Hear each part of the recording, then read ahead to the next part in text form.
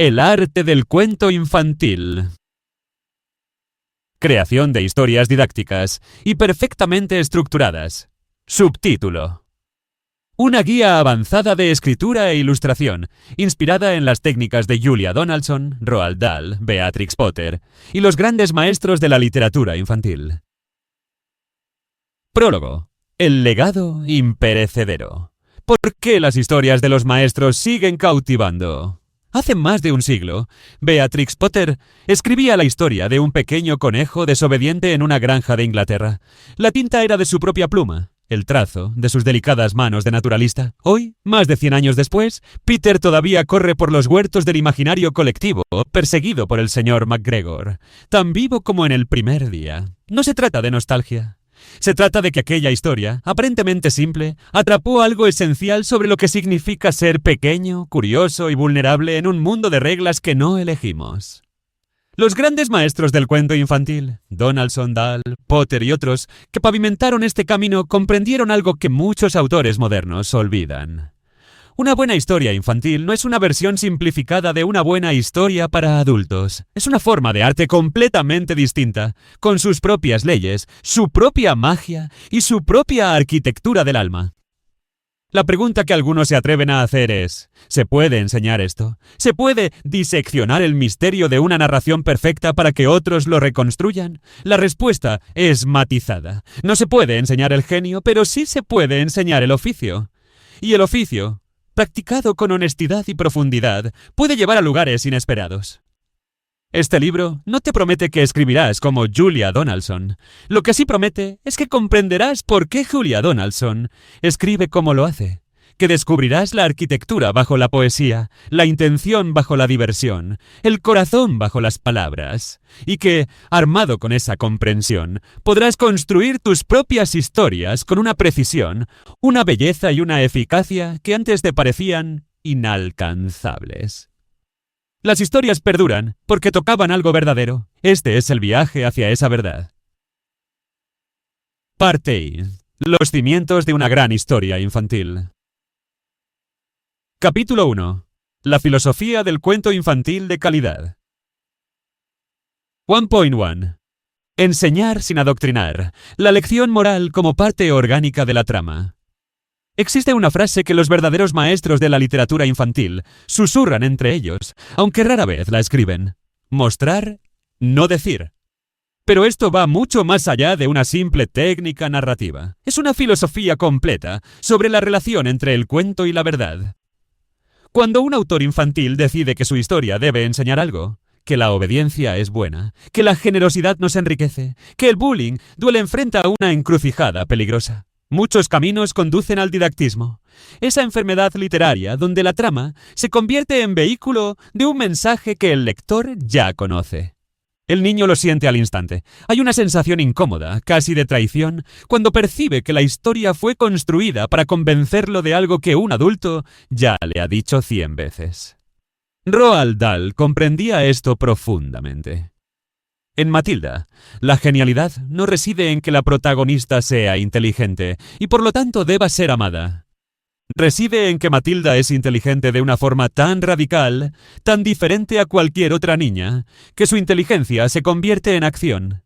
Lee a Dickens porque necesita escape, porque su familia es insoportable, porque la biblioteca es el único lugar donde puede respirar.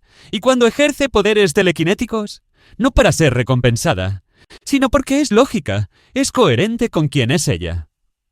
La lección moral, que la inteligencia y la bondad son potentes, que el valor que el mundo no ve en ti existe de todas formas emerge, no porque el autor lo haya decidido de antemano, sino porque es lo que sucede naturalmente cuando los personajes actúan según su esencia profunda, dentro de un mundo que los presiona. Este es el acuerdo tácito entre el escritor y el lector infantil. No te daré las respuestas masticadas.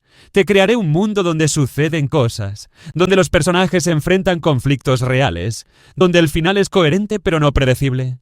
Y desde esa experiencia de vivir dentro de la historia, tú extraerás las verdades que necesitabas. Piensa en La oruga glotona, el clásico ilustrado de Eric Carle. ¿Dónde está la moraleja sobre el metamorfismo de la vida?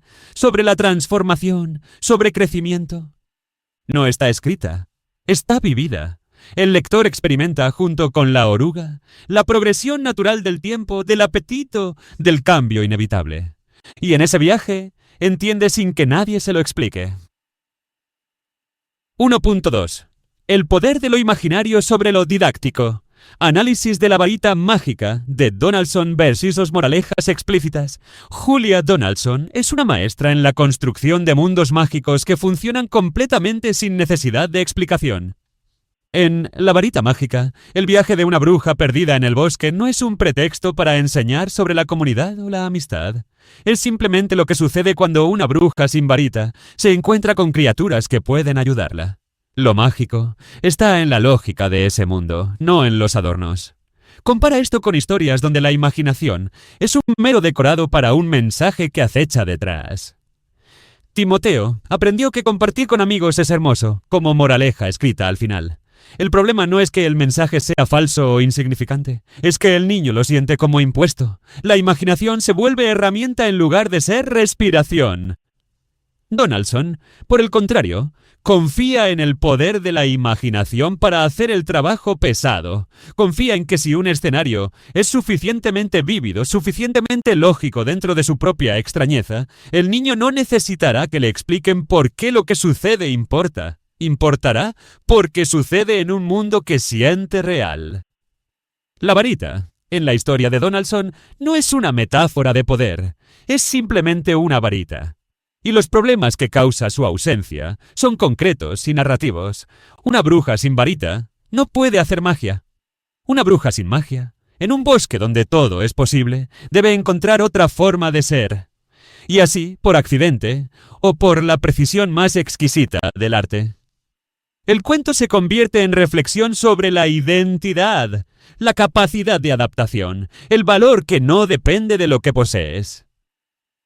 Esto es lo que separa a los maestros del resto, la comprensión de que la imaginación no es lo opuesto a la verdad en literatura infantil, es la forma más directa de llegar a ella. 1.3. Entender la psicología del niño lector, las grandes preocupaciones y asombros según la etapa evolutiva. La psicología evolutiva del niño es la brújula silenciosa de toda buena literatura infantil. Un autor que no la comprende está escribiendo en la oscuridad, aunque tenga una pluma de oro. En los primeros años, de 0 a 3 años, la preocupación fundamental del niño no es narrativa, sino sensorial y relacional. ¿Es seguro el mundo? ¿Los sonidos son amables o aterradores? ¿Los cuerpos suaves o ásperos? Un niño de 2 años escuchando Buenas noches, Luna de Margaret Wise Brown, no está siguiendo una trama. Está experimentando ritmo, seguridad, la sensación de que hay orden en el universo, de que hay alguien diciendo buenas noches a todas las cosas que ama. La literatura aquí es acto de amor, materializado en palabras. Cuando el niño alcanza los 4 o 5 años, entra en una nueva obsesión, el poder. ¿Qué puedo hacer? ¿Qué puede pasar si no obedezco? ¿Cuál es el alcance del mundo? Es la edad donde viven los monstruos de Maurice Sendak se vuelve letal en su exactitud. Max no necesita una lección sobre la importancia de la familia. Max necesita vivir la experiencia de desobedecer, de cruzar un límite, de descubrir que el mundo monstruoso es menos aterrador que su propia ira y que finalmente volver a casa sigue siendo lo mejor. La historia responde la pregunta no formulada que atormenta a cada niño de esa edad. ¿Qué pasa si me salgo del carril? Entre los 7 y 9 años emerge la necesidad de comprender las reglas sociales, la justicia, la lealtad. Es la edad de Matilda, de El Grúfalo, de historias donde la inteligencia vence a la fuerza bruta, donde los débiles pueden ser sabios, donde hay un código moral complejo pero justo en funcionamiento. El niño está desarrollando su propia ética y necesita historias que le permitan ensayar dilemas morales sin consecuencias reales. A los 10, 11, 12 años, algo más profundo comienza. La identidad. ¿Quién soy yo realmente, separado de lo que mis padres creen que soy? Esta es la edad del maravilloso Mago de Oz, donde cada personaje es una búsqueda de sí mismo, una confrontación con lo que creen que les falta y el descubrimiento de que siempre lo tuvieron. Un autor que escribe sin conciencia de estas olas psicológicas inevitables está hablando al vacío, pero un autor que la reconoce, que entiende que cada edad tiene una pregunta fundamental que la trama debe responder sin responder explícitamente. Ese autor está creando vehículos de transformación. Capítulo 2. El dominio de la estructura narrativa. 2.1. La fórmula de los 3 actos en 32 páginas. Adaptación del viaje del héroe a la brevedad infantil. El viaje del héroe, ese esquema clásico que Joseph Campbell extrajo de los mitos y que Hollywood ha masticado hasta la saciedad, existe también en miniatura en el cuento infantil, pero no como copia reducida, como concentración destilada. Cuando Julia Donaldson escribe un libro de 32 páginas, no está simplemente comprimiendo una estructura épica. Está reelaborándola. Los 3 actos son la vida ordinaria, Disrupted, la aventura transformadora y el retorno con nuevo conocimiento. Pero cada uno de estos momentos en un libro infantil debe ser explosivo, debe ocupar exactamente el espacio que necesita y no 1 milímetro más. El primer acto establece el mundo ordinario típicamente, entre 2 y 5 páginas. En la varita mágica, la bruja está volando, pierde su varita, cae al bosque. Eso sucede casi antes de que el lector haya abierto completamente el libro. No hay monólogos internos sobre la soledad. La bruja está en apuros. El problema está planteado. En el cine tienes 20 minutos para esto. En un libro infantil tienes 1 página. El segundo acto es la aventura, el enfrentamiento, la serie de encuentros que transforman al protagonista. En La varita mágica, la bruja se encuentra con un gato, una rana, un perro, una serpiente. Cada encuentro es tanto un obstáculo como una oportunidad. Cada criatura que se niega a ayudar bajo las condiciones ofrecidas aprende algo diferente. Esto es entre 15 y 20 páginas en un libro de 32. Es la carne de la historia. El tercer acto es la resolución, pero con un giro. No es simplemente que todo vuelva a la normalidad. Es que el protagonista ha cambiado y con él el mundo ha cambiado también. La bruja recupera su varita, pero lo que antes era su único valor ahora es solo una herramienta. Ella ha aprendido que el verdadero poder es la cooperación, la observación, la creatividad dentro de los límites. El retorno a la normalidad es al mismo tiempo una transformación. Esta estructura, aunque breve, contiene toda la satisfacción de una epopeya. El lector experimenta movimiento, cambio, resolución. Y cada elemento está justificado narrativamente. Nada sobra. 2.2. Patrones narrativos clásicos. El viaje de ida y vuelta, el acumulativo, la estructura circular. No todas las historias infantiles obedecen el viaje del héroe. Algunos de los libros más memorables funcionan bajo patrones narrativos completamente diferentes, cada uno con su propio ritmo y su propia satisfacción. El patrón de ida y vuelta es el que hemos mencionado. La vida normal, la disrupción, el viaje fuera del mundo conocido, el retorno transformado. Donde viven los monstruos es este patrón en su forma más pura. Max va, vive una fantasía y regresa. El retorno es el punto. No es, y entonces Max vivió allí para siempre, que sería la versión plana. Es que vuelve porque vuelve. El viaje importa precisamente porque termina. El patrón acumulativo, por el contrario, construye mediante repetición y suma. La oruga glotona es acumulativa. Lunes come una manzana, martes come 2 peras, miércoles come 3 ciruelas. Cada día suma. La repetición, lejos de ser aburrida, es hipnótica. El niño anticipa qué día es, cuánta comida vendrá. Hay un placer casi musical en la progresión. Y luego, en el punto de quiebre, cuando la oruga come tanta comida en un solo día que enferma, la estructura se rompe, se reordena y emerge la mariposa. La acumulación no era solo ritmo, era metamorfosis preparándose. La estructura circular es aquella donde el final toca el comienzo, pero transformado. El grúfalo comienza con un ratón valiente que inventa una historia para asustarse a los depredadores. Termina con el ratón caminando al lado de un grúfalo enorme, completamente a salvo, porque los depredadores temen al grúfalo más que al ratón. El ratón comienza en peligro inventando un cuento. Termina a salvo porque su cuento se hizo realidad. La circularidad es perfecta, pero no plana. Todo ha cambiado de peso, de significado. Cada uno de estos patrones responde a necesidades diferentes.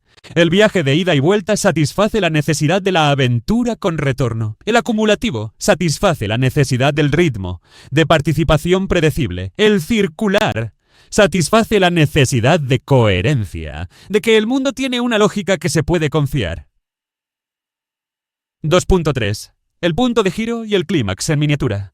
Cómo crear tensión y resolución satisfactorias en pocas páginas. Cada libro infantil tiene un momento donde todo cambia. No es necesariamente el punto más dramático. Es el punto donde la dirección de la historia invierte, donde lo que parecía cierto se revela falso, donde el problema se vuelve oportunidad o la oportunidad se vuelve problema. En La varita mágica, el punto de giro sucede cuando la bruja finalmente se detiene.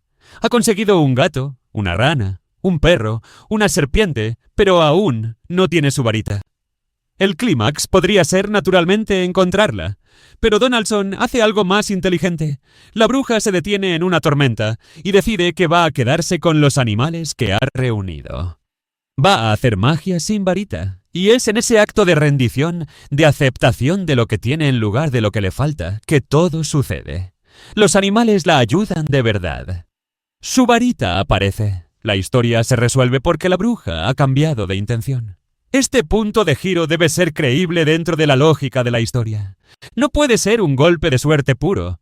Debe ser una consecuencia natural de todo lo que ha venido antes. Y cuando sucede, debe generar un clímax que se resuelva rápidamente. Porque el lector no necesita ver la batalla después del punto decisivo. Necesita ver la consecuencia. En términos estructurales, el punto de giro típicamente sucede alrededor del 70 al 75% de la historia en un libro infantil. Hay espacio para la resolución, pero no mucho. La tensión está en lo que sucede en las páginas de antes. ¿Llegará el personaje a ese punto de transformación? ¿Sobrevivirá? ¿Comprenderá? 2.4. Estructuras subversivas. El legado de Roald Dahl y la catarsis del niño protagonista. Roald Dahl entendía que los niños no necesitaban historias donde todo fuera fácil o donde los personajes fuesen perfectos. Necesitaban la experiencia de la injusticia, de la frustración, de la rabia incluso. Y necesitaban ver que esa rabia podía ser transformada en acción. Matilda es subversiva porque la protagonista es inteligente, pero su familia es completamente incapaz de verlo.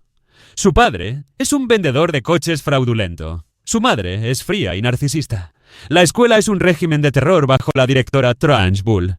Y aquí está el punto crucial. La solución no viene del exterior. Matilda no es rescatada. Matilda se rescata a sí misma. Usa su inteligencia de una forma que no es correcta o educada. Usa poderes psíquicos, sabotea.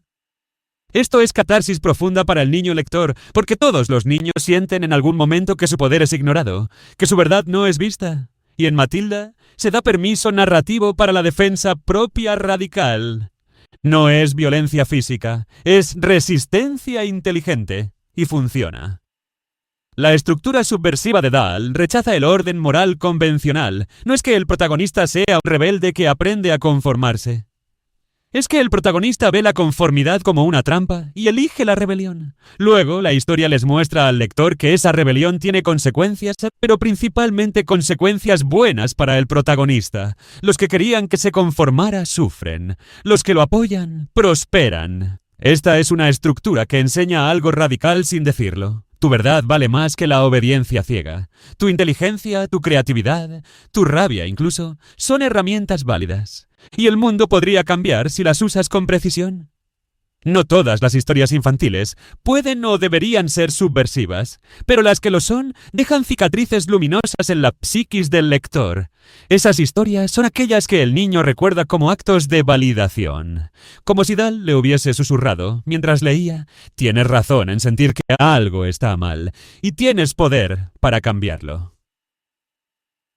Capítulo 3. El arte de crear personajes inolvidables. 3.1. Protagonistas con los que identificarse. Niños, animales humanizados y objetos animados. El corazón de toda gran historia infantil es la conexión del lector con el protagonista. No necesariamente la identificación perfecta. El niño no necesita ser exactamente como el personaje para estar enganchado, sino la compresión profunda de lo que ese personaje siente, teme, desea. Cuando el protagonista es un niño, esta conexión es más inmediata. El niño lector ve su propia vida reflejada. Max, en donde viven los monstruos, es furioso, está separado de su madre, imagina mundos de escape. Cualquier niño que haya tenido rabia en la casa reconoce esto al instante. Matilda es inteligente pero incomprendida. Sophie, en el BFG, es pequeña, pero valiente. Estos personajes niños son arquetipos con los que el lector se reconoce a sí mismo. Pero el genio está en que los protagonistas animales humanizados funcionan igual de bien, a veces mejor. Un ratón en el Grúfalo no es un niño, es un ratón. Y sin embargo, sus miedos, ser pequeño en un mundo de depredadores, ingeniarse estrategias para sobrevivir son profundamente humanos. Julia Donaldson comprende que en la humanización de lo animal se crea distancia del ego del lector al mismo tiempo que se aumenta la universalidad del personaje. Un niño podría no identificarse completamente con Max si Max fuese más abstracto o más perfecto. Pero un ratón que se defiende a sí mismo hablando con ingenio, eso es identificación a través de la metáfora. Beatrix Potter llevaba esto aún más lejos. Peter es un conejo. Es un conejo desobediente que roba de un huerto. Y de una forma que es imposible de explicar completamente, Peter es exactamente aquello que cada niño pequeño desea ser. Un aventurero que enfrenta peligro, que sufre consecuencias, pero que es lo suficientemente rápido y lo suficientemente astuto para escapar. El hecho de que sea un conejo no es una limitación, es la perfección de la metáfora. Incluso objetos animados pueden funcionar como protagonistas si son investidos de suficiente complejidad. La oruga glotona es una oruga, pero su jornada es la jornada de cualquier ser que crece y se transforma. El objeto animado funciona cuando sus características intrínsecas, su forma, su tamaño, su naturaleza, se alinean con una verdad emocional o física que el niño comprende. 3.2. Antagonistas memorables de la bruja en Room on the Broom a la señorita Trunchbull, el villano como elemento catártico. Un antagonista memorable en literatura infantil no es simplemente malo, es coherente con su propia lógica. Es comprensible en su motivación, incluso si esa motivación es terrible, y cumple una función específica en la psique del lector, permite la catarsis de la resistencia. La bruja, en Room on the Broom, es memorable no porque sea perversa en el sentido clásico. Es memorable porque es la encarnación del egoísmo perfecto. Quiere volar en su escoba y no desea estar sola, pero tampoco desea realmente compañía. Quiere ser servida. Y Julia Donaldson la dibuja con una exactitud que hace que el antagonismo sea casi cómico. La bruja no es un mal absoluto. Es una mujer que no ha aprendido a ver a otros seres como reales.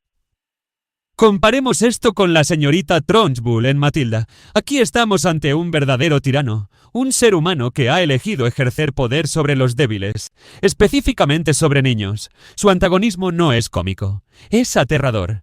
Y la precisión de Dahl en describirla, su cuerpo de antigua atleta ahora corrompido, su amor por el castigo físico, su incapacidad para tolerar la inteligencia, en otros crea un antagonista que es completamente real y completamente detestable. La diferencia crucial es que la señorita Trunchbull es un antagonista que debe ser derrotado. Su poder es estructural, institucional. No se trata simplemente de no volar con ella. Se trata de que ella controla la escuela. Se trata de que sus valores de violencia y sumisión son reforzados por el sistema. Por lo tanto, su derrota debe ser también estructural. Debe ser espectacular. Debe ser catártica. En términos de construcción, un antagonista memorable requiere de consistencia. Tiene que actuar según su naturaleza, incluso cuando es inconveniente para el autor. La bruja de Room on the Broom no puede ser de repente amable porque es el final. Su egoísmo debe persistir, incluso cuando termina siendo lo que la destruye. La Trunchbull no puede racional o comprender a Matilda. Su rigidez es lo que la hace derrotable. Pero esa rigidez debe ser real hasta el final. Los mejores antagonistas infantiles son aquellos que permiten al niño lector experimentar miedo legítimo y luego superación legítima. No son enemigos abstractos, son encarnaciones de lo que el niño ya teme. El incomprendimiento, el abuso de poder, la injusticia estructural. Y verlos derrotados no es simple entretenimiento, es ensayo para la resistencia real. 3.3. Personajes secundarios que suman la función del coro o del ayudante. En casi todas las grandes historias infantiles hay personajes que no son el protagonista, pero que son absolutamente cruciales para la arquitectura emocional de la narración. Son los amigos que creen cuando nadie más lo hace. Son los sabios que dan una pista en el momento exacto. Son el coro, en el sentido clásico de la tragedia griega. En la varita mágica, los 4 animales que la bruja conoce son personajes secundarios. Cada uno tiene su propia naturaleza, su propia negativa inicial, su propia razón para finalmente ayudar.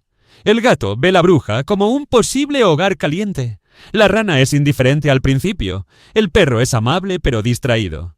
La serpiente es peligrosa pero comprendible. Juntos, no son simplemente un grupo de ayudantes. Cada uno representa una forma diferente de relación, de ser con otro. En el grúfalo, el ratón tiene el apoyo silencioso de los otros animales que ha engañado. El zorro, la lechuza, el jabalí están de alguna forma de su parte al final, aunque no actúen directamente. Existe, en el trasfondo, una comunidad que lo sostiene. Beatrix Potter era maestra en esto. En Peter Conejo, sus hermanos no son protagonistas, pero su existencia marca la diferencia entre escapar con solo una fuga y tener un hogar a donde volver. El señor McGregor es antagonista, pero la existencia de la señora McGregor, quien es más blanca, más neutral, proporciona capas de complejidad. El mundo no es simplemente peligro y seguridad, es una red de relaciones. La función del personaje secundario es múltiple. Puede ser espejo, mostrándole al protagonista algo de sí mismo. Puede ser catalizador, forzando la acción cuando el protagonista se resentiría. Puede ser testigo, validando la experiencia del protagonista. O puede ser desafío, presentando un punto de vista distinto que obliga al protagonista a crecer.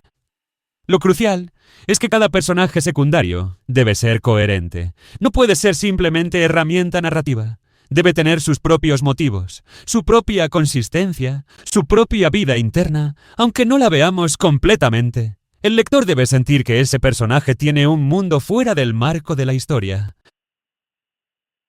3.4. El detalle definitivo. La importancia del nombre, la vestimenta y el rasgo de carácter singular.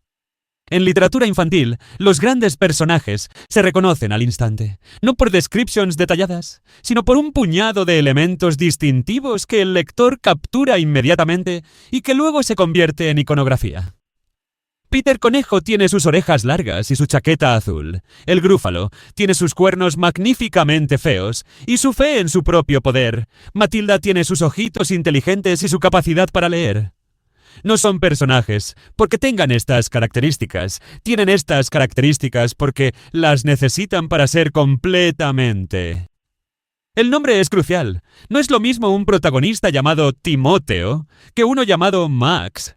No es lo mismo una bruja llamada Griselda que una llamada simplemente la bruja. Los nombres en literatura infantil deben ser memorables, deben caber en la boca, deben sonar como lo que son. Julia Donaldson entiende esto perfectamente. Sus nombres, Grúfalo, Bruja, Paloma, son todos nombres que se adhieren a la memoria. No son genéricos. Suena a cómo debería sonar. El grúfalo tiene la dureza y la extrañeza del sonido que combina. Una bruja suena a magia cuando la dices. La vestimenta, en un libro ilustrado, es color y forma. Pero es también psicología. ¿Qué elige usar el personaje? ¿Dónde se gasta su vanidad o su comodidad? La bruja en Room on the Broom lleva un vestido magenta brillante porque su ego es tan amplio como el cielo. Matilda usa su uniforme de escuela, ordinario y gris, porque su verdadero poder está dentro. La señorita Trunchbull usa un atuendo de atleta porque su cuerpo es su arma. Pero quizás el más importante es el rasgo de carácter singular. Ese uno o dos cosas que definen completamente a un personaje. Es lo que hace que sea incomparable con otros personajes, incluso en la misma historia. Peter Conejo es cobarde y valiente al mismo tiempo, pero su rasgo singular es la desobediencia. Es lo que lo define en cada página. El grúfalo es terrible en apariencia, pero es la desobediencia del ratón a través de la astucia, lo que lo define al lado del grúfalo. Matilda es inteligente, sí, pero su rasgo singular es la capacidad de no aceptar la injusticia. No es pasiva ante su familia terrible, resiste.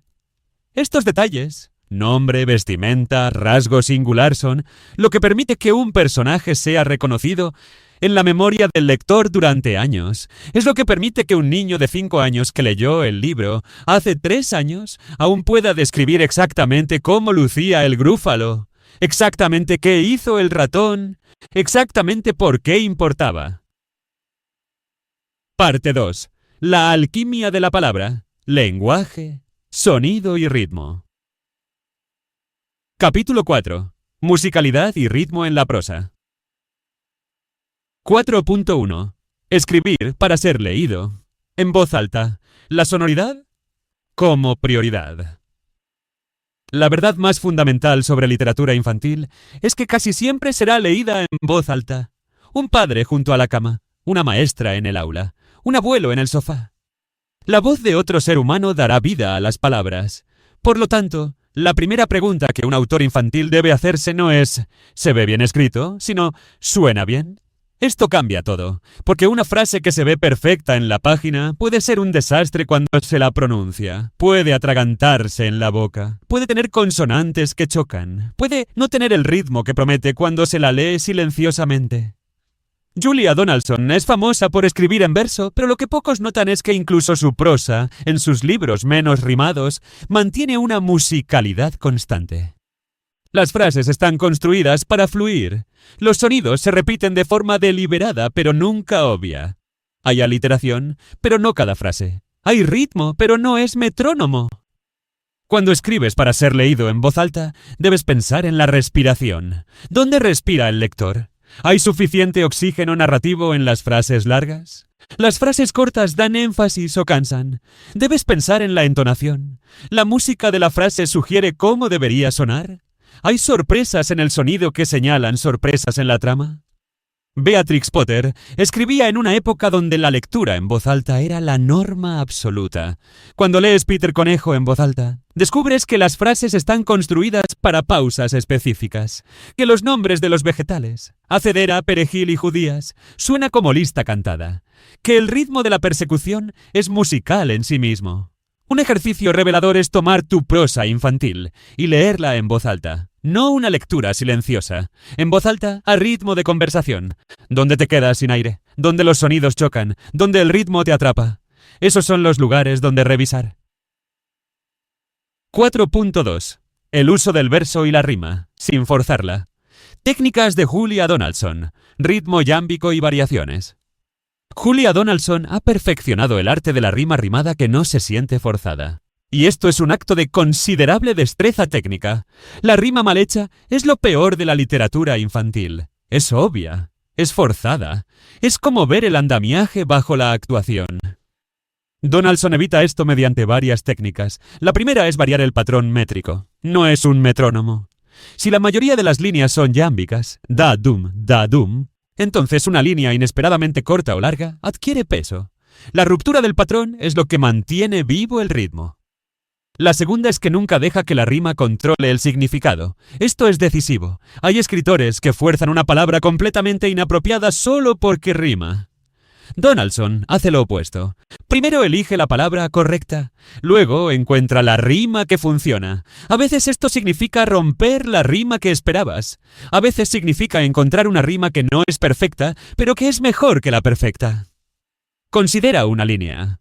La bruja voló sobre el bosque oscuro. Si fueses a rimar, podrías esperar y vio un gato peludo y con collar. Pero eso es obvio. Donaldson escribe algo como y vio un gato corriendo del huerto. La rima bosque-huerto no es perfecta, pero funciona mejor porque huerto tiene actividad, tiene significado adicional. El gato no está simplemente en el bosque, está escapando de algo.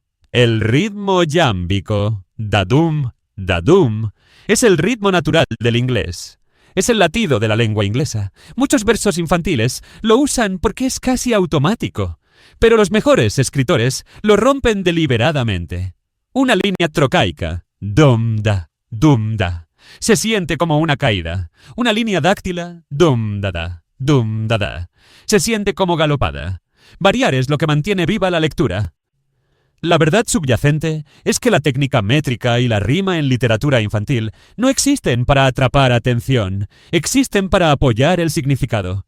El ritmo debe expresar el contenido emocional. Si la historia es sobre carrera y escape, el ritmo debería ser galope.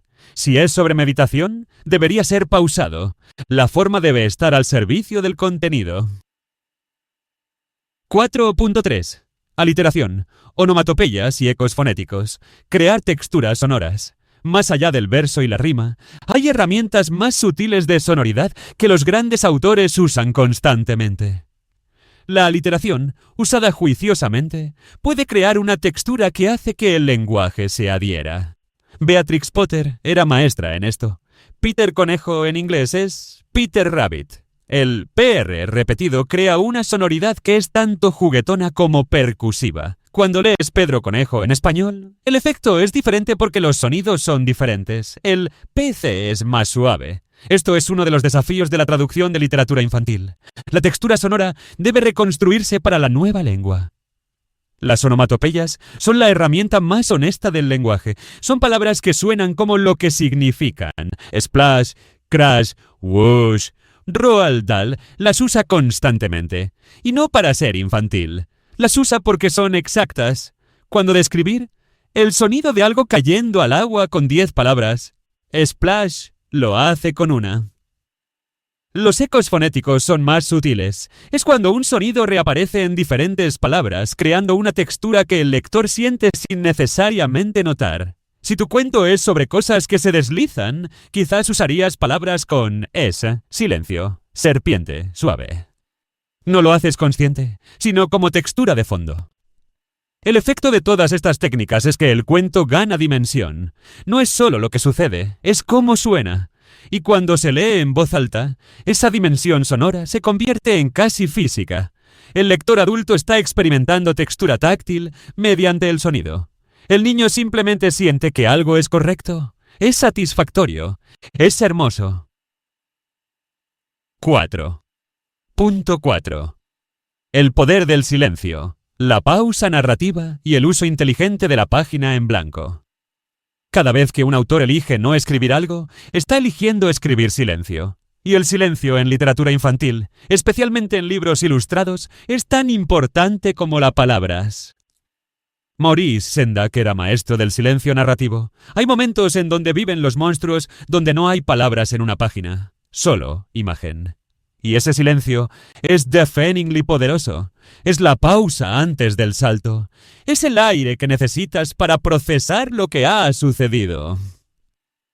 La pausa narrativa es crucial también dentro del texto. Una frase corta después de una larga. Una línea sin palabras después de párrafos densos. Estas pausas dan ritmo. Más importante, dan énfasis. Lo que sigue al silencio es lo que el lector recuerda. En La varita mágica, hay momentos donde Julia Donaldson simplemente detiene la acción. No describe el miedo de la bruja, lo deja en silencio visual. El lector en ese silencio lo imagina. Y lo que imaginas siempre es más potente que lo que se te dice. Para autores que trabajan con ilustradores, el silencio es una negociación. ¿Qué deja la palabra? ¿Qué toma la imagen? El mejor trabajo entre texto e ilustración es donde hay complicidad en el silencio. Las palabras no dicen todo. La imagen tampoco. Juntas, crean más de lo que ambas podrían crear por separado.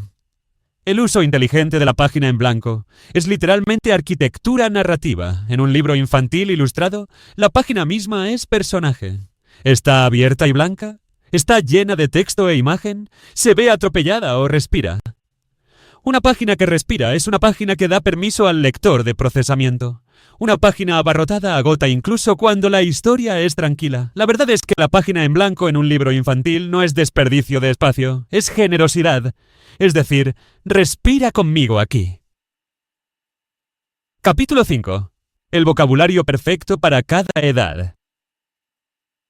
5.1.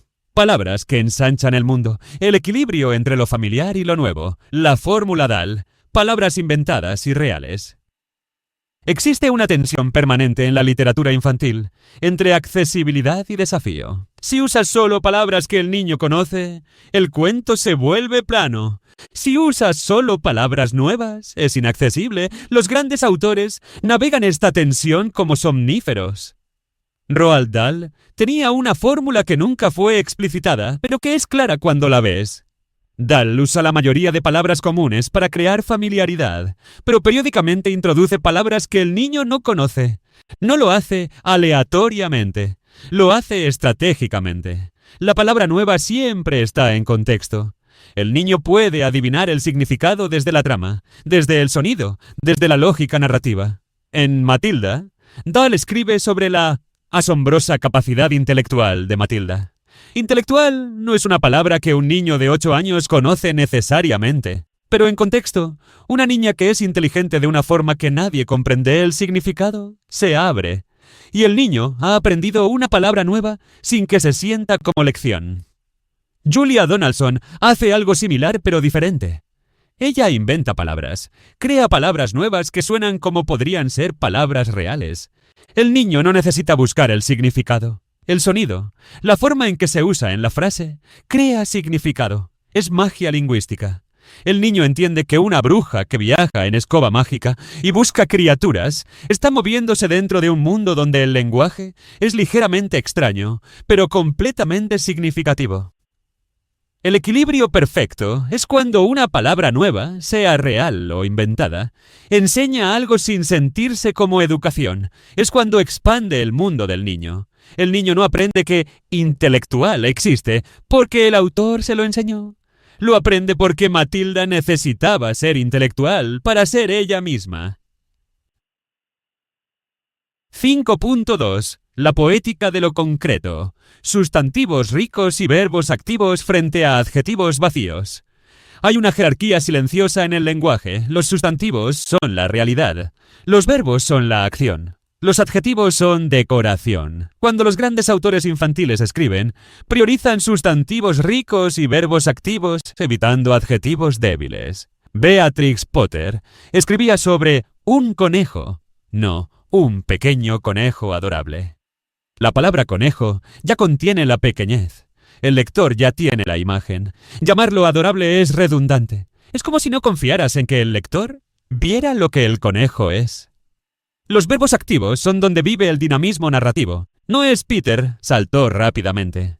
Es Peter disparó por la valla. El verbo disparar contiene la velocidad, la urgencia, la dirección. Agregar rápidamente es insultar al verbo. Considera la diferencia entre la bruja caminaba tristemente por el bosque versus la bruja arrastró sus pies por el bosque oscuro.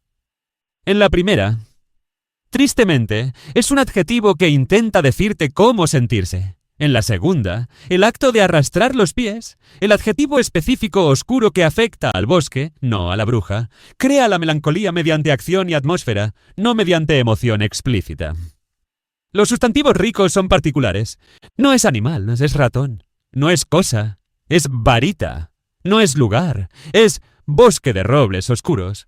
La especificidad es lo que hace que la imaginación del lector tenga algo en qué asirse. En su cita famosa sobre el arte de escribir bien, Stephen King dice: «Los adjetivos son los enemigos de la acción».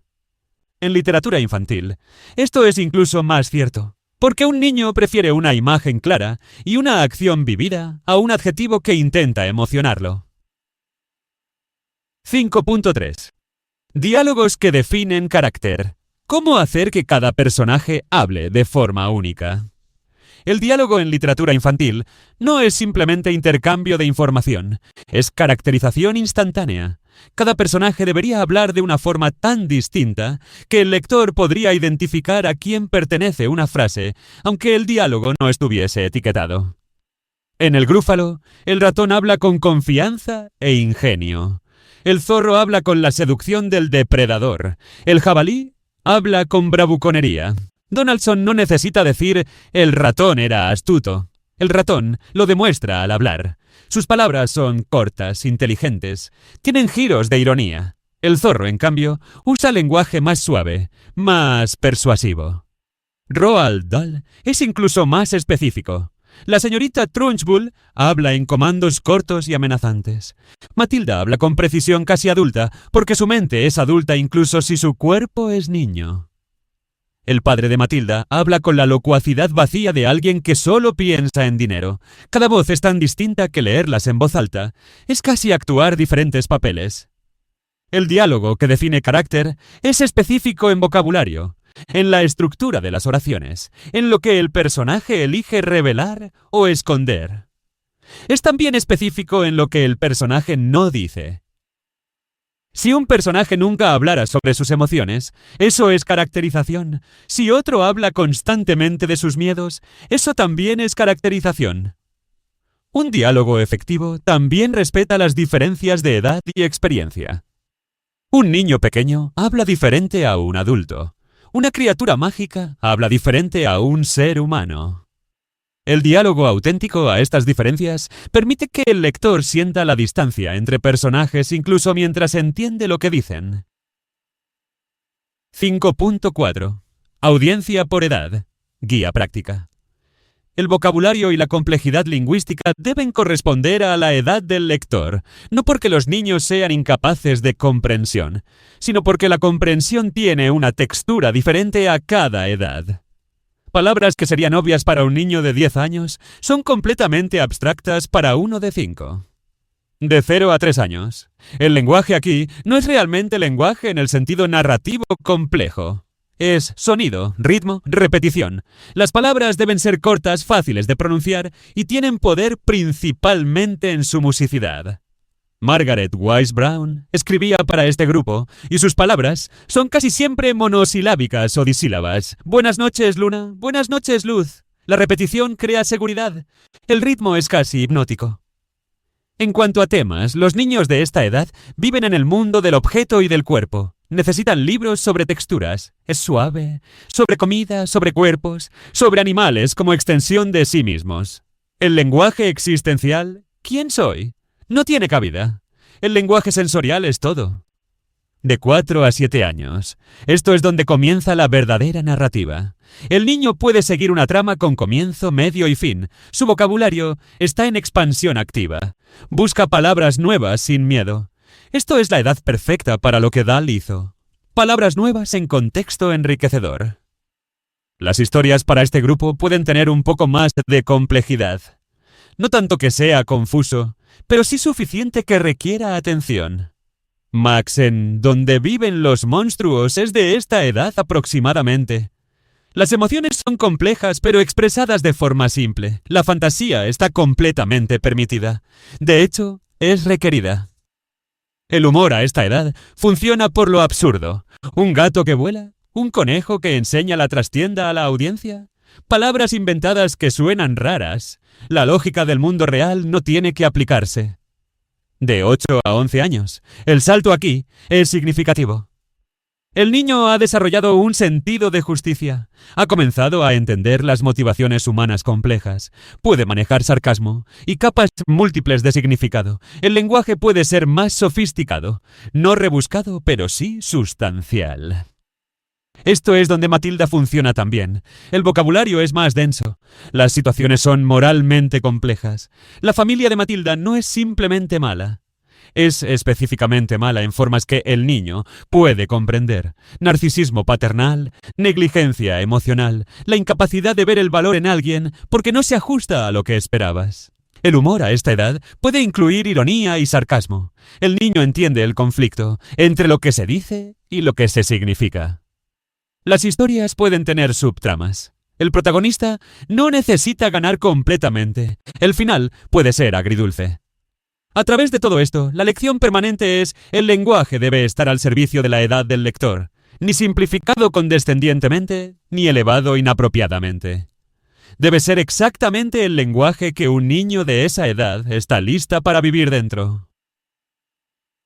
Capítulo 6. Metáforas y símbolos que los niños comprenden. 6.1. La metáfora visual textual. ¿Cómo una imagen puede ser la metáfora de una emoción? En literatura infantil ilustrada, la metáfora no es solamente verbal, es también visual. Y a menudo, la metáfora más potente es la que funciona simultáneamente en ambos modos, donde la palabra y la imagen no dicen la misma cosa, sino que crean significado en intersección. En Donde viven los monstruos, el bosque que crece en la habitación de Max no es simplemente un bosque. Es la externalización de su fantasía, su rabia, su mundo interior desbordante. Maurice Sendak pinta árboles que se vuelven más salvajes, más grandes, mientras que el texto dice cosas sencillas. La metáfora es visual. El crecimiento incontrolable es visualización de la emoción de Max. Beatrix Potter hacía algo similar pero más sutil. En Peter Conejo, el jardín del señor McGregor no es simplemente un jardín, es el mundo adulto de reglas. Las plantas que Peter come son el acto de desobediencia hecho comible. El acto de comer es libertad, transgresión, peligro combinado. La metáfora visual, jardín ordenado, cercado, protegido, dice lo que el texto sugiere. Hay un mundo fuera del mundo de la seguridad. La metáfora visual funciona porque los niños piensan en imágenes, incluso si no pueden articular la complejidad de la metáfora verbalmente. Un niño de 5 años podría no poder definir la soledad, pero puede ver un personaje pequeño en un bosque grande y sentir la pequeñez, la vulnerabilidad, que es la soledad visualizada. 6.2. Objetos simbólicos. La varita, la llave, la semilla. Su función en la trama. Los objetos simbólicos en cuentos infantiles actúan en 3 niveles. El nivel literal es realmente una varita. El nivel simbólico representa poder, capacidad. Y el nivel emocional representa lo que el personaje cree que le falta. En la varita mágica, la varita es esto exactamente. Literalmente, es lo que la bruja necesita para hacer magia. Simbólicamente, representa su identidad como bruja, su estatus, su capacidad. Emocionalmente, representa su creencia de que sin ella, ella no es nada. La narrativa de Donaldson es el viaje desde esa creencia falsa a la comprensión de que la varita es una herramienta, no la fuente del poder. Un objeto simbólico funciona mejor cuando es específico, cuando tiene peso emocional para el personaje, y cuando la trama puede transformarlo sin violentar su naturaleza. La varita debe permanecer como varita, pero su significado cambia. Esto es maestría narrativa. En cuentos clásicos encontramos la llave, acceso, secreto, poder de abrir lo cerrado, la semilla, crecimiento, potencial, futuro, la corona, poder, identidad, responsabilidad. Un buen objeto simbólico es uno donde el símbolo es tan inevitable que el lector no necesita que se le explique. Una llave abre cosas, un niño entiende esto sin reflexión. El error común es hacer el símbolo demasiado evidente, demasiado trabajado. Si la llave está constantemente etiquetada como la llave de la libertad, el símbolo se colapsa en aleccionamiento. La mejor simbolismo es el que funciona como objeto concreto, mientras es simultáneamente significativo. 6.3. Transformación como metáfora central. De oruga a mariposa, de frágil a fuerte. La transformación es quizás la metáfora central de toda literatura infantil. Porque la infancia es transformación. El niño está constantemente volviéndose algo nuevo. Y las historias que utilizan transformación como tema central tocan algo que el niño vive corporalmente. La oruga glotona de Eric Carle es pura transformación. La oruga come, crece más y luego, en el punto de culminación, teje un capullo. El lector experimenta la progresión temporal. Come la manzana, come las peras, come cada cosa en cantidad creciente. Entonces el texto dice simplemente, después de varias semanas salió una mariposa. La ruptura en la estructura narrativa señala la transformación completa. No es gradual, es instantánea. La oruga glotona no necesita explicar que la oruga se convierte en mariposa por la magia de la vida. El lector lo ve, lo experimenta en el ritmo del libro, y el ritual de crecimiento y transformación es profundamente satisfactorio. Roald Dahl usaba la transformación de formas diferentes. En muchas de sus historias, la transformación no es física sino psicológica. Matilda comienza como una niña ordinaria, completamente sin ser vista por su familia. Termina siendo exactamente quien siempre fue, pero ahora vista, ahora validada. La transformación es reconocimiento. La transformación como tema central permite al niño lector vivir la verdad de que el cambio es posible, que el futuro no tiene que parecerse al presente, que hay magia en convertirse en lo que debería ser. Parte 3. La danza entre texto e imagen. La narrativa visual. Capítulo 7. El libro.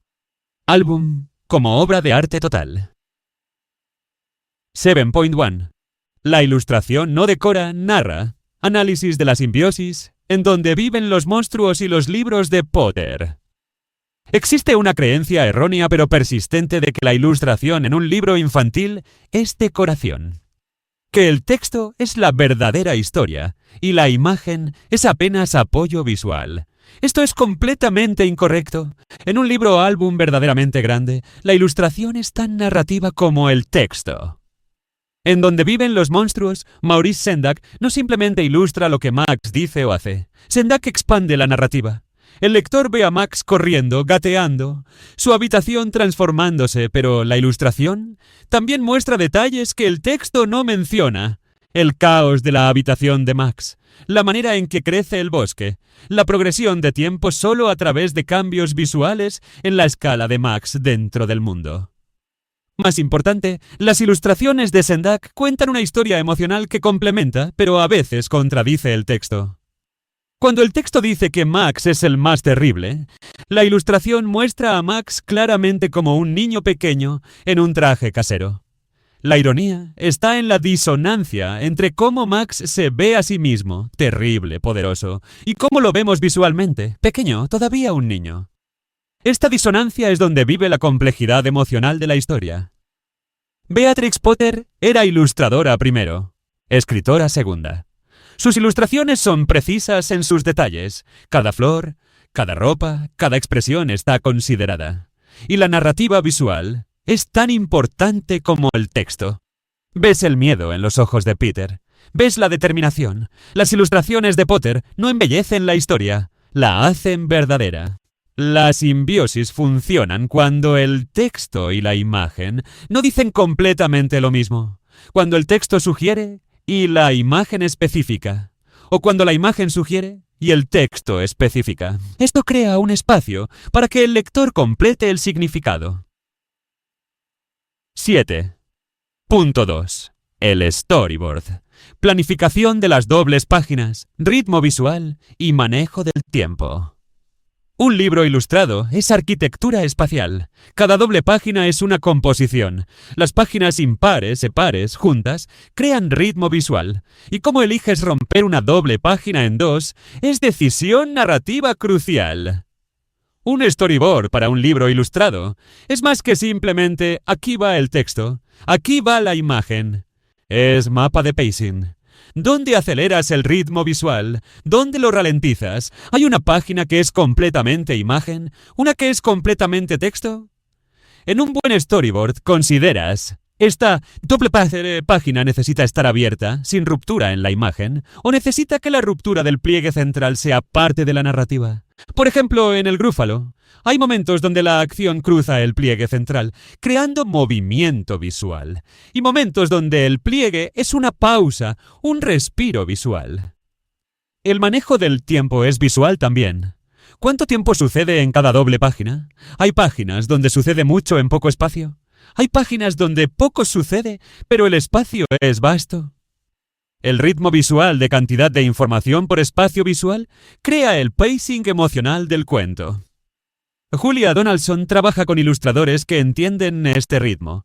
La varita mágica, ilustrada por Axel Scheffler, tiene un flujo visual donde cada encuentro de la bruja con un nuevo animal es una secuencia de ritmo visual diferente. El gato es rápido y furtivo visualmente. La rana es pesada y verde. El perro es un caos de energía. 7.3. El juego. Entre lo que dice el texto y lo que muestra la imagen. La ironía dramática visual. La ironía dramática es cuando el lector sabe algo que el personaje no sabe, creando tensión. Pero en un libro ilustrado, la ironía puede ser completamente visual. En El Grúfalo, el ratón cuenta historias sobre el grúfalo a otros animales, describiendo un ser terrifying. El lector ve las ilustraciones del grúfalo mientras el ratón habla sobre él, aunque el ratón no lo ha visto aún. El lector sabe lo que el grúfalo es. El ratón solo imagina. La ironía está en que el ratón está describiendo sin saberlo exactamente lo que es el grúfalo real. Y cuando aparece el grúfalo verdadero, la ironía se completa. El ratón ha estado diciendo la verdad sobre una criatura que no creía que existía. Las ilustraciones de Axel Scheffler son cruciales para esta ironía. Muestran al grúfalo en todos sus detalles, mientras el texto lo describe como invención. El lector vive en ese espacio de ironía, viendo lo verdadero, mientras el protagonista vive en la mentira. Este juego entre texto e imagen crea capas de significado que la palabra o la imagen sola no podrían crear. El lector experimenta complejidad narrativa sin que sea complicado.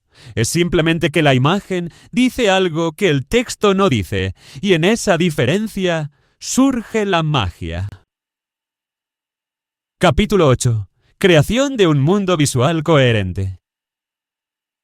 8.1. Estilo y técnica al servicio de la historia. Acuarela delicada, Potter, versus trazo expresionista, Quentin Blake para Dahl. La elección de técnica artística no es cosmética, es profundamente narrativa. La acuarela delicada de Beatrix Potter crea un mundo donde todo es preciso, donde cada flor es real, donde la naturaleza es completa y detallada. Esto sirve a las historias de Potter porque están arraigadas en la realidad natural. Peter Conejo no es una fantasía, es un conejo en un jardín real.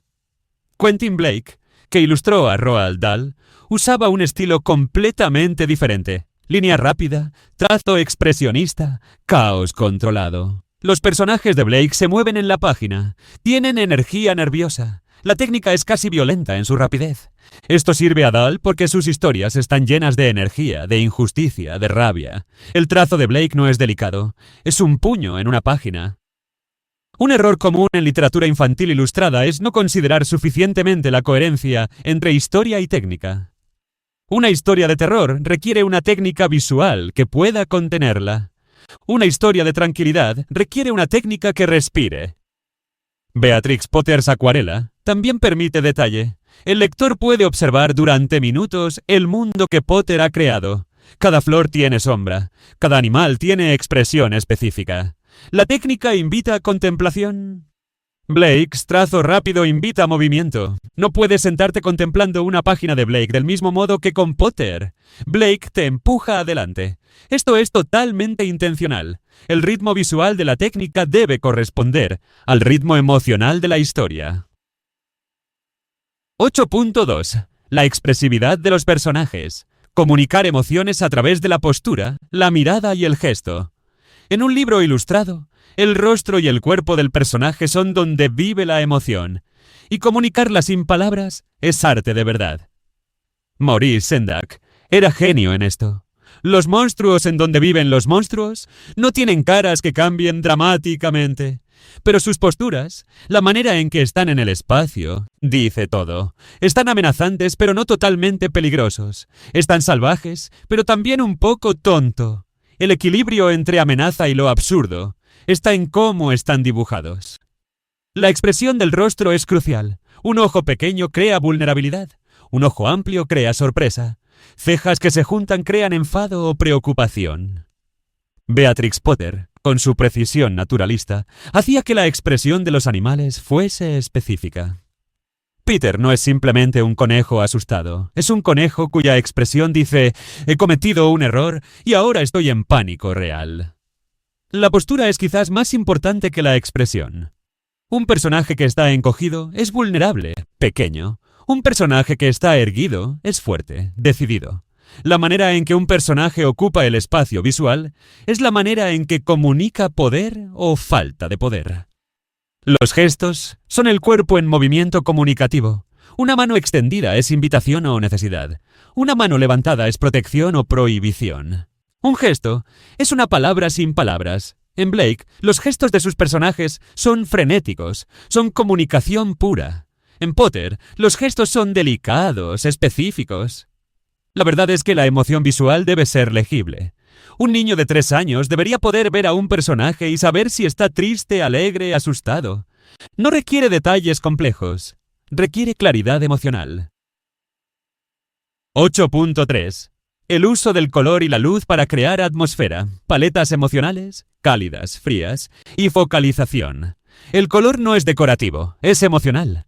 Los colores cálidos, rojo, naranja, amarillo, crean sensaciones de calidez, energía, a veces rabia. Los colores fríos, azul, verde, púrpura, crean sensaciones de calma, misterio, a veces tristeza. Un ilustrador que comprende el color entiende la psicología de la atmósfera. En donde viven los monstruos, la progresión de colores es importante. La habitación de Max comienza con colores más cálidos y neutrales. Mientras el bosque crece, los verdes oscuros y los azules fríos dominan. El mundo de los monstruos es una paleta verde-azul que es tanto hermosa como ligeramente aterradora. Es un lugar que es seguro pero también extraño. La paleta de color lo comunica. La luz es también crucial. ¿De dónde viene la luz en la ilustración? ¿Hay sombra? La ausencia de sombra crea un mundo más plano, más de cuento de hadas. La presencia de sombra crea profundidad, complejidad. En Potter, la luz viene a menudo de una fuente natural, ventanas, luz de día. Esto ancla el mundo en realidad física. En Sendak, la luz es más dramática, más teatral. La focalización es donde pone el ilustrador el énfasis. Si el personaje está en penumbra, pero hay luz detrás, el personaje está contraluz, es silueta. Si el personaje está completamente iluminado y el fondo es oscuro, el personaje es totalmente el foco. Donde pones la luz es donde diriges la atención del lector. 8.4. El diseño de personajes icónicos, silueta reconocible y capacidad para actuar. Un personaje icónico es reconocible incluso como silueta.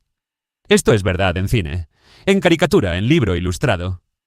Peter Conejo es reconocible por su tamaño, sus orejas, su forma básica. El Grúfalo es reconocible por sus cuernos, su altura desproporcionada. Max es reconocible por su tamaño y su corona, aunque sea una corona hecha de una sábana. El diseño de personaje icónico requiere pensar en la silueta primero. ¿Cuál es la forma básica? ¿Es redonda, angular, alargada? Una vez que la silueta es fuerte, los detalles pueden funcionar dentro de esa silueta. La capacidad para actuar significa que el personaje tiene suficiente flexibilidad para expresar emociones diferentes sin cambiar completamente. Peter puede estar asustado, valiente, cansado, aventurero, pero siempre es recognizable como Peter. La estructura básica permanece, solo la expresión y la postura cambian. Los personajes icónicos también deben ser capaces de ser dibujados consistentemente. Si eres el ilustrador, debes poder dibujar a este personaje 100 veces y que se vea igual. Esto requiere que el diseño sea coherente, que los elementos clave sean claros. Un personaje icónico es regalo que le das al lector. Es un personaje que se adhiere a la memoria. Es un personaje que el niño lector puede dibujar también. Es un personaje que puede vivir más allá del libro, en la imaginación. Capítulo 9. Metáforas puramente visuales. 9.1. La composición como narrativa. Uso del espacio. Perspectivas, vista de gusano, vista de pájaro y direccionalidad. La composición de una página es una oración visual. La manera en que los elementos están organizados en el espacio crea significado. Si el personaje está en el centro de la página, es el foco total. Si está a la izquierda, hay espacio de futuro a la derecha. Si está a la derecha, el espacio del pasado está a la izquierda. Esto es lenguaje visual instintivo que operan sin que el lector lo piense conscientemente. La perspectiva es todavía más narrativa. Una perspectiva de gusano, vista desde abajo hacia arriba, agiganta lo que ves. Los objetos se vuelven enormes, aterradores o imposiblemente poderosos. Una perspectiva de pájaro, vista desde arriba hacia abajo, empequeñece lo que ves. Todo se vuelve pequeño, vulnerable, contenible en un vistazo. en donde viven los monstruos, Sendak usa ambas perspectivas. Cuando Max ve los monstruos por primera vez, están a menudo dibujados desde una perspectiva que los hace enormes. Pero cuando Max toma el control, el equilibrio cambia. A veces vemos a Max desde arriba, pequeño, pero dirigiendo el espectáculo. La perspectiva dice quién tiene poder. La direccionalidad es la manera en que los elementos apuntan. Si una figura está mirando a la izquierda, está mirando atrás. Si mira a la derecha, mira adelante, al futuro. Las diagonales tienen urgencia. Las líneas horizontales tienen calma. Un ilustrador que comprende la composición como narrativa está escribiendo en un lenguaje que el lector entiende sin pensamiento. 9.2. Motivos visuales recurrentes. Un elemento, una flor, un patrón, que crece o cambia con la historia. Un motivo visual es un elemento que aparece repetidamente y su transformación marca el progreso de la historia. No es un símbolo que requiere interpretación. Es simplemente un elemento que está ahí, y su cambio es el cambio de la historia. En La oruga glotona, el viaje mismo es el motivo visual. La oruga está siempre en movimiento a través de las páginas. Las páginas tienen agujeros por los que la oruga pasa. El movimiento a través del espacio es el motivo visual recurrente. Y cuando la oruga es oruga, los agujeros son pequeños. Cuando la oruga es mariposa, el formato cambia. El motivo visual se transforma con la historia. Un motivo visual también puede ser decorativo, pero narrativo. Una flor que aparece en cada página, que primero es una semilla, luego es brote, luego es floración. El lector no necesita que se le explique el crecimiento, lo ve visualmente. El motivo es narrativa pura. Los motivos visuales son herramientas de coherencia. Permiten que el lector sienta la continuidad, aunque las acciones cambien. Es como una melodía que persiste a través de variaciones. Las variaciones son interesantes, pero la melodía subyacente es lo que proporciona coherencia emocional.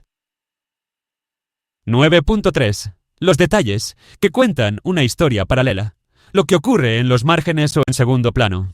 Los mejores ilustradores crean capas en sus ilustraciones.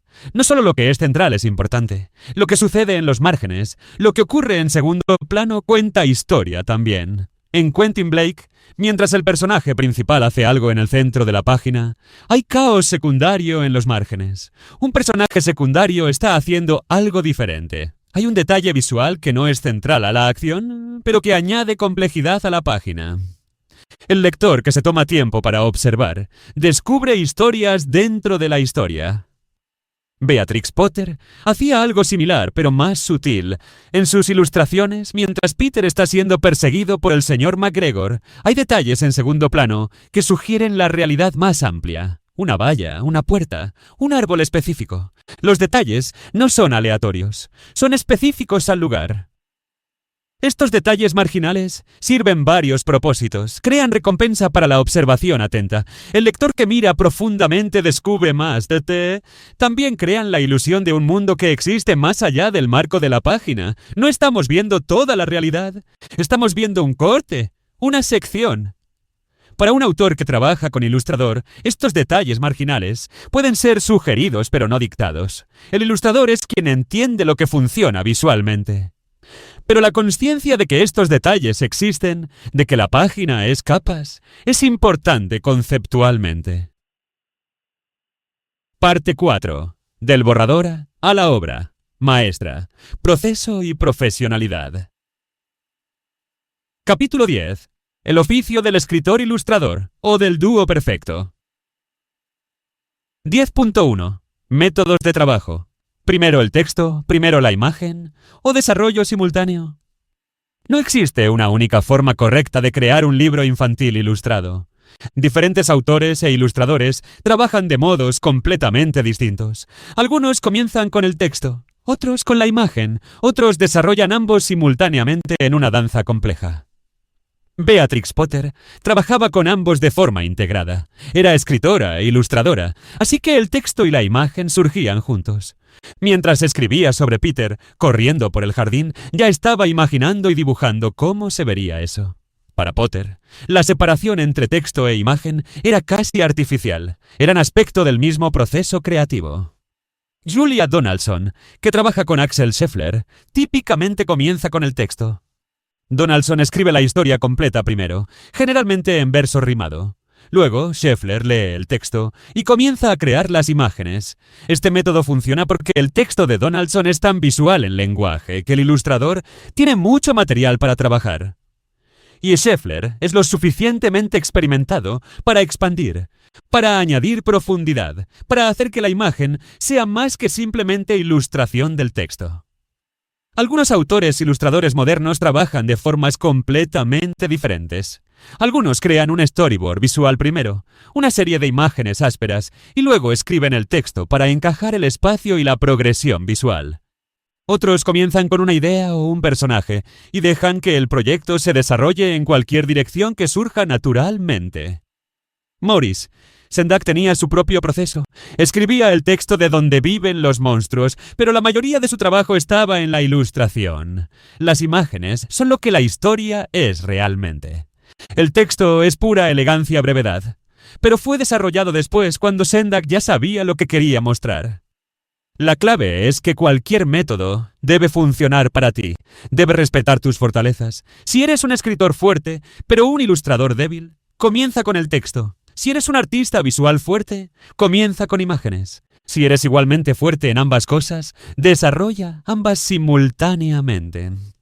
La relación entre autor e ilustrador es crucial también.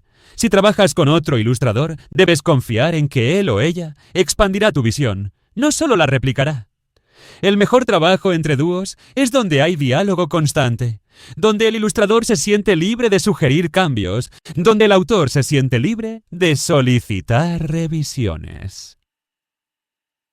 10.2. La edición despiadada. La regla de menos es más en el libro infantil. Ningún libro sale del primer borrador perfecto, y la edición es donde sucede la verdadera escritura. Pero la edición de un libro infantil tiene su propia ferocidad específica. La regla es simple y brutal. Cada palabra debe ganar su espacio. En un libro infantil, especialmente un libro álbum, cada palabra ocupa espacio precioso que podría ser espacio para imagen. El texto debe ser extremadamente eficiente. No hay lugar para descripciones extendidas. No hay lugar para explicaciones que el lector ya ha inferido de la imagen. Cada palabra debe trabajar más, no menos. Julia Donaldson ha hablado sobre su proceso de edición. Escribe la historia, a menudo en verso. Luego edita sin piedad. Busca palabras que puedan ser reemplazadas por palabras más fuertes. Busca frases que puedan ser comprimidas. El objetivo no es simplificar al punto de plano, es condensar al punto de musicalidad. La regla de menos es más también significa eliminar pasajes que amas si no sirven a la historia. Esto es lo más duro. Un autor se enamora de una frase particular, de una conexión narrativa, de una descripción que es bonita, pero si no sirve a la progresión de la historia, debe desaparecer. Roald Dahl era brutal consigo mismo en la edición. Su prosa para adultos es densa con detalles, pero sus libros infantiles son prueba de su capacidad para editar despiadadamente. Cada oración en Matilda está justificada. Cada párrafo avanza o profundiza la historia. No hay grasa. Busca también en edición por claridad. Cada referencia es clara. ¿Un niño que no ha leído el libro previamente entiende lo que está sucediendo? La edición es también sobre asegurarte de que la lógica de la historia es asequible. 10.3. Conseguir la página de giro perfecta. El arte del page turn. En un libro impreso físico, el page turn es un momento crucial. El lector cubre una página, anticipa la siguiente. Este momento de anticipación es herramienta narrativa. Un maestro de libro infantil lo entiende y lo usa. El page turn perfecto es cuando el texto de una página te deja en clímax o pregunta, y la siguiente página proporciona la respuesta o la resolución. Es como un acorde que se resuelve. La anticipación está construida en el ritmo físico del libro.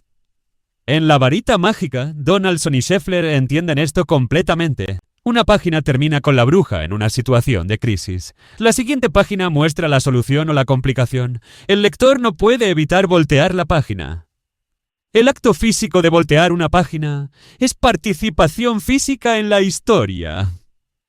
Maurice Sendak utilizaba el page turn para propósito emocional también. A menudo, El dibujo cruza la división central, de modo que cuando volteas una página, una sola imagen se revela progresivamente. Es como descubrir algo. Primero ves parte de la imagen, luego, cuando volteas, ves la revelación completa. Para conseguir el page turn perfecto, debes pensar en el libro como objeto físico, no como contenedor de palabras. Debes pensar en cómo se abre, cómo se lee, qué promete el final de una página, qué entrega el comienzo de la siguiente. El page turn es también donde el editor del libro juega un papel. La división de texto entre páginas no está solo en manos del autor. El diseñador del libro considera cómo el texto se ajusta al espacio, donde caen los saltos de página. Idealmente, estas decisiones se hacen en consulta para asegurar que los page turns sean efectivos. 10.4. El título, la cubierta y las guardas. Su papel en la experiencia de lectura. Las primeras palabras que el lector experimenta no son en la primera página de la historia. Son en el título, y el título debe hacer varias cosas simultáneamente. Debe evocar curiosidad, debe prometer la naturaleza de la historia, debe ser memorable. ¿Dónde viven los monstruos como título? Es exactamente esto. Es específico lo suficiente que creas saber de qué trata. Es poético lo suficiente que es memorable. Tiene musicalidad. La oruga glotona es directo. Hay una oruga. Es glotona. Pero tiene aliteración que lo hace pegajoso en la memoria. La cubierta es la primera experiencia visual. La portada debe ser visualmente impactante. Debe transmitir el tono de la historia. Una cubierta de un libro terrorífico debe sentirse diferente a la cubierta de un libro tierno. El color, la composición, la tipografía, todo contribuye. Pero hay algo que muchos autores olvidan: las guardas.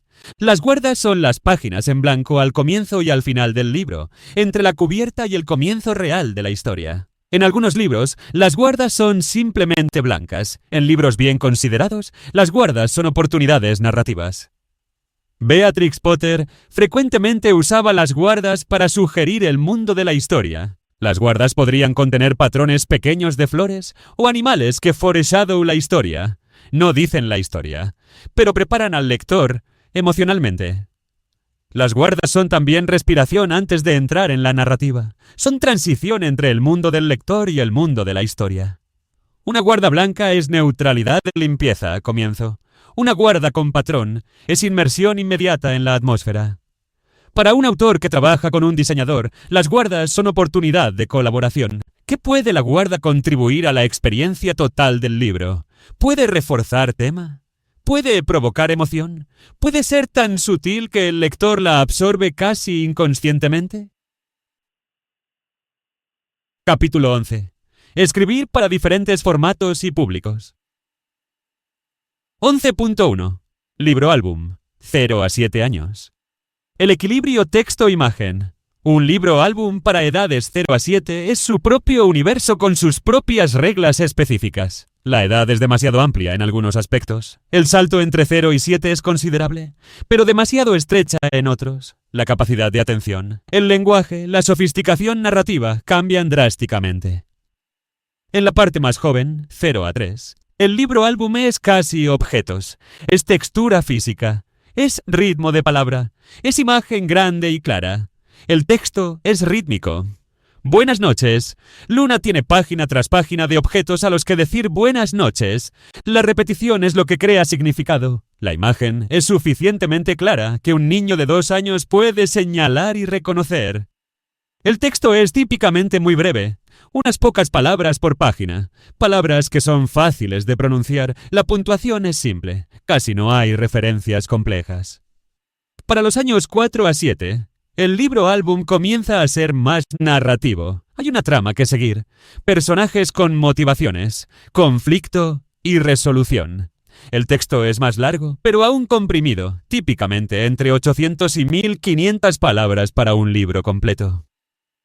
El equilibrio texto-imagen es fundamental. En un buen libro álbum, ninguno sufre por la otra. La imagen no está abarrotada de texto. El texto no es tan denso que compita con la imagen.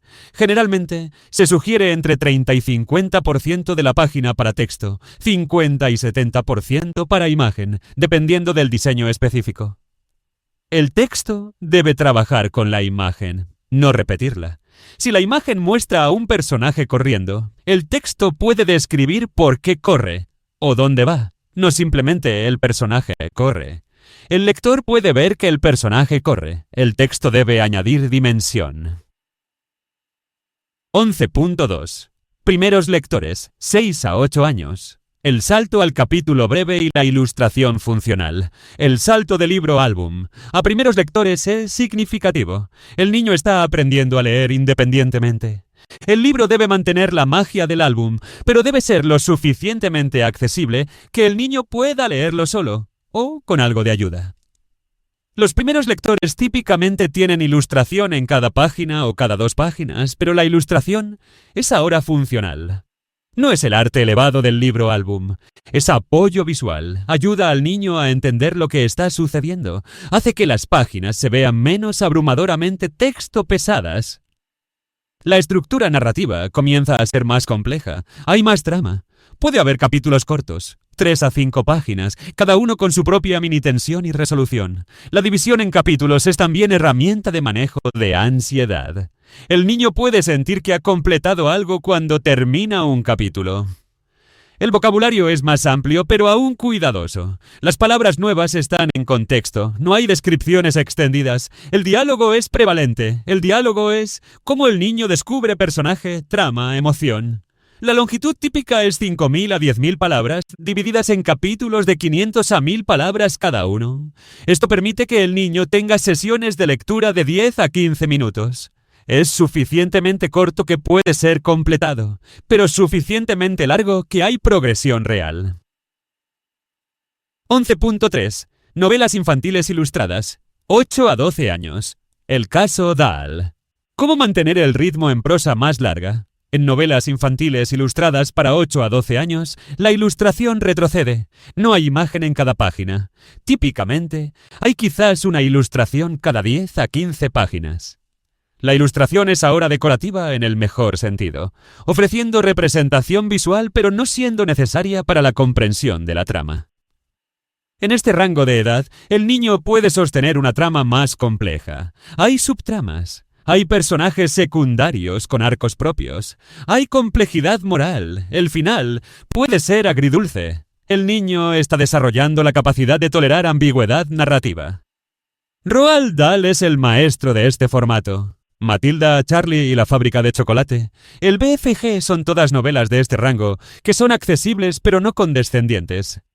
Dahl no simplifica para los niños. Confía en que pueden entender cosas complejas y están presentadas con claridad y humor. La clave para mantener el ritmo en prosa más larga es variación de ritmo. No puede ser todo acción rápida o todo descripción lenta. Debe haber capítulos de tensión seguidos de capítulos de respiración. Capítulos de acción seguidos de capítulos que profundizan en personaje. La longitud típica es 30.000 a 70.000 palabras. Dahl típicamente escribía en el rango de 40.000 a 60.000 palabras. Es suficientemente largo que hay peso narrativo real. Es suficientemente corto que el niño no se abruma. El humor es crucial a este rango de edad. El niño puede entender sarcasmo, puede entender ironía. El humor no necesita ser obvio, puede ser inteligente. Los mejores libros infantiles de este rango están llenos de humor que funciona para niños y adultos simultáneamente. Las ilustraciones, cuando aparecen, típicamente al comienzo de capítulos, deben ser lo suficientemente interesantes que hacen que el lector anticipe su aparición, pero no tan frecuentes que interrumpen la experiencia de lectura fluida. La ilustración debe capturar un momento clave del capítulo, no necesariamente el más dramático, sino el más representativo emocionalmente. Epílogo. El viaje continúa.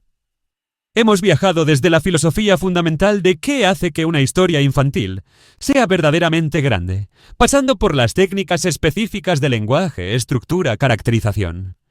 Hemos explorado cómo la palabra y la imagen trabajan juntas, y hemos visto cómo todo esto varía según la edad del lector. Pero quizás la verdad más profunda que emerge de estudiar a los maestros, Julia Donaldson, Roald Dahl, Beatrix Potter, Maurice Sendak, que no hay fórmula final. No hay código que descifrar que te convierta instantáneamente en escritor de libros infantiles. Lo que existe, en su lugar, es oficio. Es comprensión profunda de cómo el lenguaje funciona en la boca, cómo el ritmo afecta la emoción, cómo los personajes viven en la imaginación del lector, cómo la imagen y la palabra crean significado juntas. Es práctica despiadada y edición brutal. Es estudio de lo que funciona y por qué funciona. Los grandes escritores de libros infantiles tienen algo en común. Respetan profundamente a sus lectores. No hablan con condescendencia. No simplifican falsamente. No predicen ni adoctrinan. Confían en que si construyes un mundo vívido, si creas personajes con los que la verdad, si estructuras tu historia con precisión, el niño lector descubrirá las verdades que necesitaba descubrir. Tu viaje ahora es poner lo que has aprendido en las páginas, es escribir un borrador, es editar sin piedad, es compartir con lectores reales y observar cómo sus ojos se iluminan o cómo se desvanecen. Es aprender constantemente. Las historias perduran porque tocaban algo verdadero. Tu tarea es encontrar esa verdad en ti mismo y, con cada palabra, cada imagen, cada estructura elegida, permitir que esa verdad se vuelva visible. El camino de un escritor de libros infantiles es el camino de un verdadero artesano. Toma los materiales, palabras, imágenes, estructuras narrativas y te pide que los uses no para impresionar, sino para transformar a los lectores, para transformar el mundo, una historia a la vez. Que tu viaje sea fructífero, que tus historias sean bellas, difíciles, verdaderas, que encuentren a los lectores que las necesitan y que aquellos que las lean, años después, las recuerden como actos de magia. Fin.